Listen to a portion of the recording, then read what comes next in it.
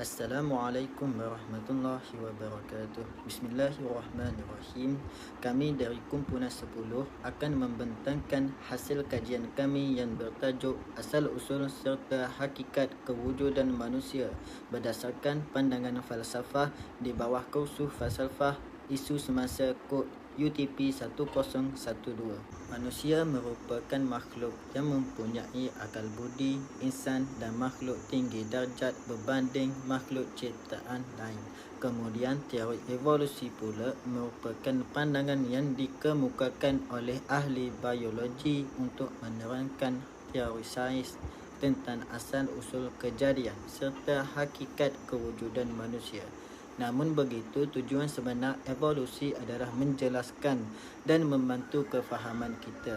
Teori evolusi pada awalnya tidak dipersoalkan, namun ketika seorang falsafah barat, Charles Darwin, mempublikasikan hasil penelitiannya mengenai spesies makhluk hidup yang mengatakan makhluk tidak diciptakan oleh Tuhan tetapi diciptakan berdasar dari nenek moyang. Tetapi benarkah itu berlaku? Persoalan ini amat luas dan penuh dengan misteri. Adakah alam ini ada permulaannya atau ia terjadi secara kebetulan sahaja? Oleh itu, ia sudah menjadi fitrah manusia untuk mengenal asal-usul kejadian diri mereka serta tujuan kewujudan mereka. Manusia perlu tahu bagaimana kehidupan mereka bermula dan haruslah mengambil iktibar daripada ciptaan manusia yang melalui proses hebat. Selain itu, kita perlu sedar tujuan kita diciptakan dan tidak mendabik dada, merasa bangga hidup di dunia seolah tidak bertuhan.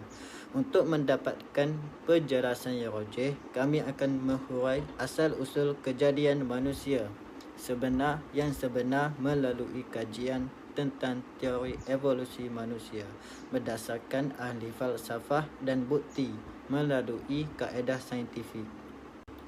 Objektif kajian dalam pembentangan ini ialah: yang pertama, meninjau asal-usul dan hakikat manusia dari perspektif teori evolusi dan pandangan barat. Yang kedua, mengkaji dan menghuraikan asal-usul dan hakikat manusia dari perspektif Islam menurut pandangan tokoh Islam. Yang ketiga, menganalisis pandangan teori evolusi tentang asal-usul manusia dari perspektif Islam dan barat. Dan apakah kaitan antara kedua teori dengan kajian saintis terhadap kewujudan manusia? Skop kajian ini menjerumus kepada mahasiswa-mahasiswi Universiti Sains Islam Malaysia USIM, khususnya pelajar tahun 1 yang terdiri dari pelbagai fakulti, bagi mengetahui dan mengenal pasti sejauh manakah pengetahuan mereka tentang konsep teori evolusi asal-usul kejadian manusia. Kajian literatur dianalisis dan diambil daripada sumber internet dan sumber sekunder ilmuwan yang dipercayai. Juga perbahasan ini melalui kajian sejarah dan tafsir Al-Quran menggunakan tafsir pimpinan Ar-Rahman. Metodologi kajian: pertama, kaedah penyelidikan perpustakaan. Yang kedua, kaedah analisis data dan pengumpulan data. Yang ketiga, komprehensif, iaitu menggunakan bahan sekunder sebagai rujukan bagi memperoleh sumber dan maklumat yang lebih benar dan sahih. Saya Putra Nizam Mahfuz bin Muhammad Azri 12011860 akan membentangkan tentang asal-usul dan hakikat manusia dari perspektif teori evolusi. Jadi teori evolusi adalah menunjukkan bahawa spesies biologi muncul dari transformasi genetik dan fenotipe nenek moyang kita dari semasa ke semasa yang menimbulkan spesies baru. Dalam teori evolusi, perubahan atau perkembangan makhluk hidup berlaku disebabkan oleh gabungan 3 proses utama, iaitu variasi, pembiakan dan pemilihan semula jadi. Dalam proses pembiakan dan variasi, sifat-sifat atau ciri-ciri makhluk hidup yang menjadi asas evolusi dibawa oleh gen dan diturunkan ke generasi berikutnya. Pewarisan gen ini boleh menjadi banyak variasi dalam populasi. Ringkasnya, ketika makhluk hidup membiak, keturunan mereka akan mempunyai sifat baru. Ia boleh menjadi lebih umum atau lebih jarang daripada generasi sebelumnya. Jadi sifat ini boleh berlaku kerana mutasi gen atau pemindahan gen antara populasi atau antara spesies. Jadi teori evolusi juga menyatakan bahawa evolusi berlaku kerana proses pemilihan semula jadi. Dalam pemilihan semula jadi, sifat-sifat yang memudaratkan makhluk hidup akan berkurang. Sementara sifat yang bermanfaat akan mempunyai peluang besar untuk bertahan hidup dan berkembang biak. Jadi akan ada lebih banyak makhluk hidup dalam generasi akan datang yang akan mewarisi sifat-sifat bermanfaat, dan penyesuaian juga merupakan faktor penting dalam proses evolusi makhluk hidup. Sebagai contoh manusia pada masa kini, terdapat perbezaan kecil antara orang yang tinggal di pesisiran pantai dan orang yang tinggal di pegunungan. Jumlah sel darah merah orang di pegunungan lebih banyak daripada sel darah merah orang di tepi pantai. Ini adalah proses evolusi yang berlaku kerana penyesuaian semula jadi yang berlaku dalam tubuh manusia. Jadi teori evolusi berdasarkan John Baptiste Lamarck, teori evolusi Lamarck dikemukakan pada tahun 1800 oleh seorang ahli biologi Perancis bernama John Baptiste Lamarck dalam sebuah buku berjudul Philosophie zoologique. Mempunyai dua idea mengenai evolusi. Idea pertama berkaitan dengan bahagian tubuh yang digunakan dan tidak digunakan oleh makhluk hidup. Melalui idea ini, beliau beranggapan bahawa bahagian tubuh yang selalu digunakan oleh makhluk hidup dalam menangani persekitaran tertentu akan menjadi lebih besar dan kuat daripada yang jarang digunakan. Manakala anggota yang tidak digunakan akan menghilang. Idea kedua Lamarck berkaitan dengan pewarisan sifat atau sifat yang diperoleh makhluk hidup dalam menyelesaikan diri dalam persekitaran. Warisan sifat atau sifat inilah mengubah organisma yang diperoleh sepanjang hayat. Contoh, zirafah itu dikatakan mempunyai leher pendek tetapi lehernya selalu melekat untuk mendapatkan daun di pohon yang tinggi. Leher zirafah itu mulai panjang. Leher panjang ini diserahkan kepada semua keturunan zirafah selepas itu. Jadi selepas 50 tahun kemudian, iaitu pada tahun 1859, seorang tokoh bernama Charles Robert Darwin mengemukakan teori evolusi Darwin dalam bukunya yang bertajuk On the Origin of Species. Jadi Charles Robert Darwin berpendapat bahawa evolusi berlaku melalui proses pemilihan semula jadi. Hanya makhluk hidup yang mampu menyesuaikan diri dengan alam semula jadi yang dapat bertahan. Berbeza dengan Lamarck yang berpendapat bahawa zirafah pada mulanya hanya berleher pendek, Darwin berpendapat bahawa leher zirafah pada mulanya bervariasi, iaitu beberapa zirafah berleher pendek dan beberapanya berleher panjang. Melalui proses pemilihan semula jadi ini, zirafah berleher pendek akhirnya pupus dan hanya zirafah berleher panjang yang berjaya bertahan dan berkembang biak hingga ke hari ini. Selain menjelaskan evolusi berdasarkan proses pemilihan alam, Darwin juga berpendapat bahawa semua spesies di bumi berasal dari nenek moyang mereka yang berkembang dari semasa ke semasa. Jadi selepas kita faham tentang teori evolusi dan kita masuk ke teori evolusi manusia, di mana lama kelamaan teori evolusi manusia ini lebih memfokuskan pada anggapan bahawa manusia berevolusi atau berkembang di bumi dari sekumpulan mamalia yang pupus. Mamalia yang sering dikaitkan dengan evolusi manusia adalah mamalia seperti kera atau beruk. Itulah sebabnya terdapat banyak maklumat yang beredar bahawa manusia berasal daripada kera. Bukti bahawa mamalia ada kaitan dengan manusia adalah dari genetiknya. DNA antara manusia dan mamalia dapat mencapai persamaan sehingga 97% persamaan. Namun itu tidak bermaksud bahawa manusia dianggap berasal dari kera. Fakta ini hanya dapat mengesan bahawa manusia dan mamalia mungkin mempunyai nenek moyang yang sama, tetapi di dalam sejarah tidak jumpa lagi rangka-rangka atau tulang-tulang yang separuh kera, separuh manusia. Jadi tokoh naturalisasi iaitu Charles Robert Darwin mempunyai teori evolusi berkaitan manusia. Maklumat mengenai manusia yang berkembang dari kera itu muncul daripada teori evolusi Darwin dalam buku The Origin of Species, yang mengemukakan teori evolusi yang ditulis oleh Charles Darwin menyimpulkan bahawa semua makhluk hidup berasal dari nenek moyang bersama common ancestor dan saling berkaitan. Menurut Darwin dalam buku itu pula, proses mutasi genetik dari nenek moyang yang sama mengakibatkan proses evolusi dan munculnya spesies baru. Darwin membayangkan evolusi manusia seperti pokok. Batang dan akar pokok tunggal adalah nenek moyang makhluk hidup, sedangkan ranting dan daun pokok menjadi spesies baru yang lahir kerana proses mutasi genetik.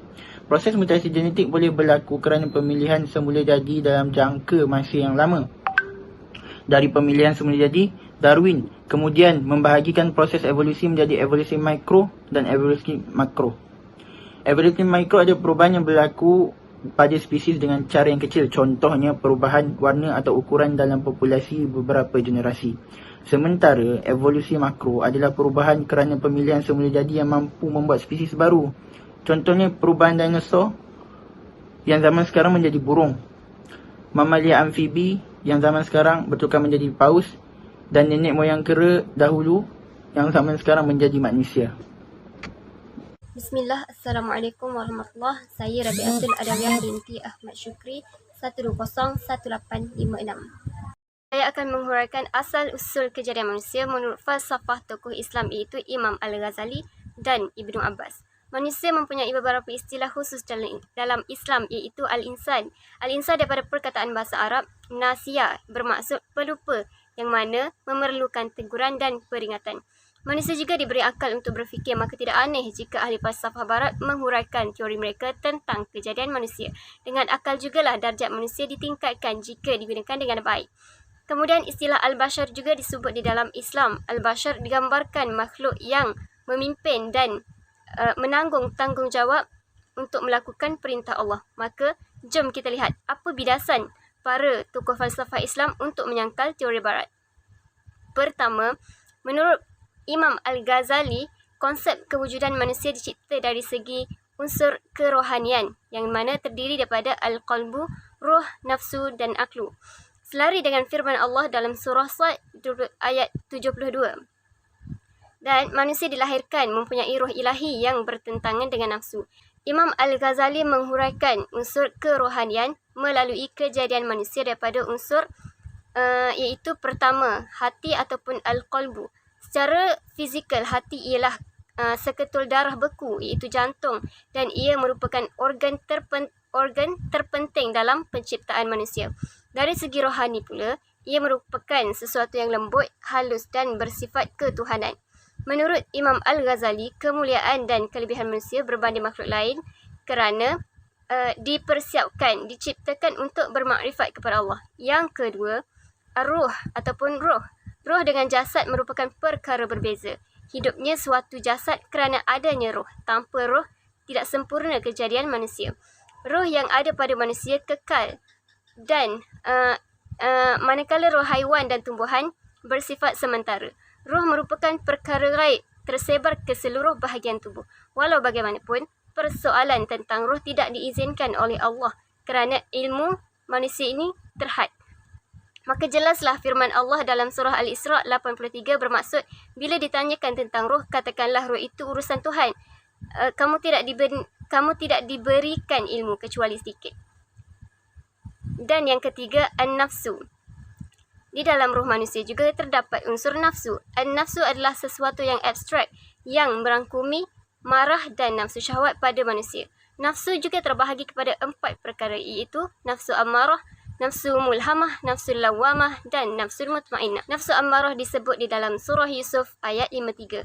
Kedua, nafsu mulhamah iaitu nafsu yang mengandungi unsur kejahatan dan kebaikan, tetapi nafsu jahat itu lebih banyak daripada nafsu yang baik. Ia disebut di dalam surah Asy-Syams ayat ke-8. Dan ketiga, nafsu al-lawamah iaitu nafsu yang mengandungi kebaikan dan kejahatan juga. Namun di sini nafsu baik adalah lebih baik daripada nafsu jahat. Nafsu baik adalah lebih banyak daripada nafsu jahat. Dan terdapat di dalam surah Al-Qiyamah ayat kedua. Dan yang terakhir, nafsul mutmainnah iaitu nafsu yang paling tenang, nafsu yang mengandungi kebaikan. Nafsu ini merupakan nafsu yang selamat daripada desakan nafsu syahwat serta mempunyai segala sifat kemuliaan. Dan ia dirakamkan dalam surah Al-Fajr ayat ke-27. Unsur yang terakhir sekali ialah al-aqlu, iaitu akal. Secara fizikal, akal ialah otak dan struktur secara biologiknya, otak sama di antara otak manusia dan haiwan tetapi kuantiti berbeza. Dari segi kerohanian pula, akal ialah keupayaan untuk berfikir, untuk menyerap ilmu tentang hakikat segala hal. Otak juga mempunyai daya kekuatan untuk menimbang perkara baik ataupun buruk mengikut keinginan hati. Dan akal juga berfungsi untuk menyampaikan ilmu kepada hati yang boleh mempengaruhi hati, yang boleh menyucikan hati dan bermakrifat kepada Allah. Jom beralih ke falsafah kedua, iaitu Ibnu Abbas. Menurut Ibnu Abbas, sudah cukup jelas terhadap penjelasan Al-Quran tentang kewujudan manusia yang pertama, iaitu Nabi Muhammad melalui ciptaan tanah. Menurut tafsir Al-Quran, Allah telah memerintahkan malaikat Jibril turun ke bumi untuk mengambil tanah sebagai bahan menjadikan Adam. Pada mulanya, bumi enggan menerima dan tidak rela menyerahkannya kerana kebimbangan seperti dibimbangi oleh para malaikat. Kenapa bimbang? Kerana manusia ni merosakkan alam. Tetapi akhirnya bumi menerima kerana ia merupakan perintah Allah. Dan menurut Ibnu Abbas lagi, tanah bumi dan syurga digunakan untuk dijadikan bahan mencipta Adam. Tanah tersebut adalah pertama daripada tanah Baitul Maqdis yang dijadikan kepala sebagai tempat kemuliaan untuk diletakkan otak dan akal. Kedua daripada tanah Bukit Turnisa, iaitu Mesir, dijadikan telinga sebagai tempat mendengar dan menerima nasihat. Ketiga, daripada tanah Iraq sebagai dahi, tempat sujud kepada Allah. Keempat, tanah Aden, Yaman, dijadikan muka sebagai tempat berhias dan kecantikan. Kelima, tanah Telaga Al-Kautsar dijadikan mata sebagai tempat menarik perhatian. Keenam, daripada tanah Al-Kautsar dijadikan gigi sebagai tempat bermanis-manisan. Ketujuh, daripada tanah Kaabah, iaitu Mekah, dijadikan tangan kanan sebagai tempat mencari nafkah dan bekerjasama. Kemudian tangan kiri sebagai anggota untuk melakukan istinja daripada tanah Perancis. Kesembilan, daripada tanah Khurasan, Iran, sebagai sebagai perut tempat berlapar. Ke-10, tanah Babylon, Iraq, dijadikan kelamin sebagai organ seks dan tempat berhawa nafsu serta godaan syaitan. Ke-11, daripada tanah Tusina, Mesir, dijadikan tulang sebagai peneguh manusia. Seterusnya, daripada tanah India, dijadikan kaki sebagai anggota berdiri dan berjalan. Kemudian tanah Taif daripada Arab Saudi dijadikan lidah sebagai tempat untuk mengucap syahadah, syukur dan doa. Akhirnya daripada tanah Firdaus, iaitu syurga, sebagai hati, tempat keyakinan, keimanan dan kemahuan yang bersifatkan ketuhanan. Setelah semua anggota siap diciptakan, Allah melengkapkan dengan 5 panca indera untuk mengesan sesuatu mengikut anggota tertentu. Ketika Allah menjadikan tubuh Adam, Allah telah mencampurkan dengan air tawar, masin, hanyir berserta api dan angin. Kemudian Allah resapkan nur ke tubuh Adam dengan pelbagai sifat. Kemudian roh diperintahkan oleh Allah untuk memasuki jasad Adam. Proses peniupan roh mengambil masa selama 200 tahun. Akhirnya sempurnalah kejadian manusia pertama, iaitu Nabi Adam. Dan Nabi Adam digelar sebagai Abu Bashar, iaitu bapa manusia. Walau bagaimanapun, Nabi Muhammad SAW sahaja yang mendapat gelaran Abdul Ruh ataupun Abdul Arwah, iaitu bapa segala roh. Maka tuan-tuan dan puan-puan, maka sahabat sekalian, sudah terang lagi bersuluh. Itulah hakikat kewujudan manusia menurut tokoh Islam, dan ia tidak berlaku secara kebetulan seperti yang dikatakan falsafah barat, tetapi kejadian alam ini merupakan ilahi dan sudah menjadi qada dan qadar. Assalamualaikum warahmatullahi wabarakatuh. Nama saya Muhammad Amin Irfan bin Muhammad Ghazali, bernombor matrik 120185. InsyaAllah hari ini saya akan menerangkan tentang pandangan teori evolusi tentang asal-usul manusia dari perspektif Islam menurut Al-Quran dan sains. Okey, untuk yang pertama ialah menurut Al-Quran. Seperti mana yang semua tahu, manusia telah wujud sekian lama lagi, iaitu dari zaman Nabi Adam, sebagaimana firman Allah Subhanahu Wa Taala di dalam Al-Quran yang bermaksud, tidak aku jadikan jin dan manusia itu melainkan untuk menyembahku. Surah Ad-Dariyat ayat yang ke-51. Secara ringkasnya, proses kejadian manusia menurut Al-Quran adalah lebih sahih dan relevan kerana mempunyai bukti yang kukuh. Okey, pada peringkat pertama, kejadian manusia menurut Al-Quran iaitu nuftah. Seterusnya ialah peringkat kedua ialah alaqah, dan yang ketiga ialah mudghah. Dan peringkat yang keempat pula ialah izam dan lahm. Dan pada peringkat kedua yang terakhir ialah nasya'ah khalaqan akhar. Dan pada peringkat terakhir ialah nafkhur ruh, iaitu peringkat peniupan roh. Semua peringkat yang saya nyatakan ini ialah telah dirakamkan dalam surah Al-Mu'minun, yakni ayat yang ke-23. Okey, yang seterusnya ialah menurut sains. Okey, kejadian manusia menurut sains tidaklah jauh berbeza dengan perspektif Islam. Namun ada juga teori-teori daripada ahli falsafah barat yang terkenal, iaitu teori Aristotle dan teori evolusi dari Charles Darwin.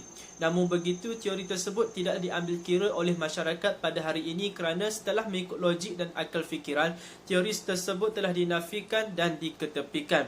Menurut teori sains menyatakan bahawa bayi yang di dalam kandungan akan mengharungi tiga tahap utama, iaitu pra-embryonik, yang embryonik dan fetus. Pada tahap pra-embryonik berlakunya peringkat pertama, iaitu zigot. Seterusnya ialah tahap embryonik. Pada tahap ini berlakunya peringkat kedua, iaitu pada masa ini bayi disebut sebagai embrio. Dan pada tahap terakhir, iaitu pada tahap fetus. Dan tahap ini dan seterusnya bayi disebut sebagai fetus. Okey, secara ringkasnya tiada perbezaan yang ketara dalam proses kejadian manusia melalui Al-Quran dan sains moden. Nama saya Muhammad Nasim bin Muhammad Ghazali, nombor metrik 1201852. Kaitan antara Al-Quran dan sains. Berdasarkan perkara ini, tiada perbezaan yang ketara dalam proses kejadian manusia melalui Al-Quran dan sains moden. Hal ini disebabkan oleh melalui Al-Quran, proses kejadian manusia yang diberitahu adalah bermula dengan percantuman antara benih, iaitu nutfah, kemudian menjadi segumpal darah, iaitu alaqah, seterusnya seketul daging, iaitu mudghah, seterusnya menjadi beberapa tulang, iaitu izham, dan kemudiannya ditiupkan pula roh ke dalam tulang yang telah dibaluti oleh daging tersebut. Oleh itu, proses ini adalah sama seperti yang dinyatakan dalam pembelajaran sains moden, di mana peringkat awalnya iaitu pencantuman sel sperma dan sel ovum, atau disebut di dalam Al-Quran disebut sebagai nutfah. Kemudian, blastosid pula menempel pada uterus sama seperti peringkat alaqah. Seterusnya, pada peringkat embrio pula merupakan peringkat yang sama dengan pembentukan mudghah, izham dan lam, manakala peringkat janin seperti peringkat nasyah khalaqan akhar. Seterusnya, peringkat plasenta yang terbentuk lengkap pula selari dengan peringkat nafkhur ruh. Secara ringkasnya, jelaslah bahawa Al-Quran dan sains moden mempunyai konsep utama yang sama dalam proses kejadian manusia. Oleh itu, berdasarkan huraian-huraian perbandingan di atas, dapatlah disimpulkan bahawa proses kejadian seorang manusia itu sama dinyatakan melalui Al-Quran dan sains moden. Walaupun terdapat nama-nama peringkat kejadian tersebut berlainan antara Al-Quran dan sains moden, tetapi secara umumnya peringkat tersebut adalah sama dan serupa. Kesimpulannya, asal-usul kejadian manusia terbagi kepada dua teori, iaitu teori Barat dan Islam. Melalui teori Barat, pada mulanya dipercayai tetapi akhirnya diragui oleh golongan intelektual dan dianggap tidak relevan. Hanya teori Islam yang relevan dan terbukti hingga kini. Oleh itu, manusia dianggap mulia dan sebaik-baik kejadian di muka bumi ini kerana dikurniakan akal fikiran untuk membezakan perkara baik dan buruk. Manusia juga telah menjadi khalifah di muka bumi ini dengan menjalankan tanggungjawab dan tugasan mereka yang diamanahkan oleh Allah SWT. Kita sebagai manusia haruslah memikul amanah ini dengan penuh tanggungjawab dan selari dengan pengisian rohani dan pemantapan akidah bagi melancarkan tugasan yang telah diberikan Allah SWT kepada kita. Kita seharusnya menghargai darjat yang dikurniakan oleh Allah kepada kita, iaitu semulia-mulia kejadian yang telah diceritakan oleh Allah SWT. Sesungguhnya, setiap kejadian ada kepentingannya. Dengan adanya akal fikiran, manusia boleh melakukan sesuatu dengan rasional berbanding makhluk yang lain di muka bumi ini. Sehingga kini, teori Darwin masih dipertikaikan oleh segelintir masyarakat kerana mengikut teori beliau, manusia adalah gabungan kera, tetapi hakikatnya kera itu adalah haiwan sedangkan manusia itu individu yang tersendiri. Konsep manusia sebagaimana yang disebut dalam Al-Quran sangat berbeza dengan fahaman dan pegangan sekular dari Barat.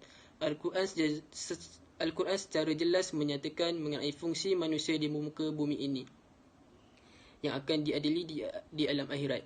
Walau bagaimanapun, dalam mengabdikan diri kepada Allah, manusia diseru agar seimbang mencapai kehidupan di dunia dan di akhirat. Maka dengan itu kami serahi pembentangan kami dengan ucapan terima kasih. Semoga bermanfaat dan Assalamualaikum.